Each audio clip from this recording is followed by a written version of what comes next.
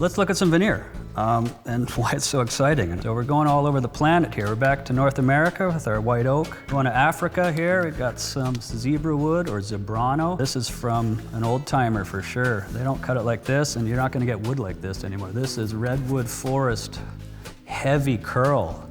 This is fumed eucalyptus. Like, that's just lights out, AAA grade figuring is what I would call it. Woodworking is always changing. Design is always changing and evolving.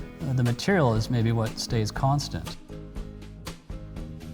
Veneer for me is just another medium to explore. It allows me to create graphic patterns that I just can't do in solid wood. It's just construction-wise not sound. It'll explode and then just crack apart over time. And then 4 would go down beside 3, and now I've got a double book match. I'm very colorful, I like high contrast, and the myriad of options out there in the world that Mother Nature has given us just really excites me.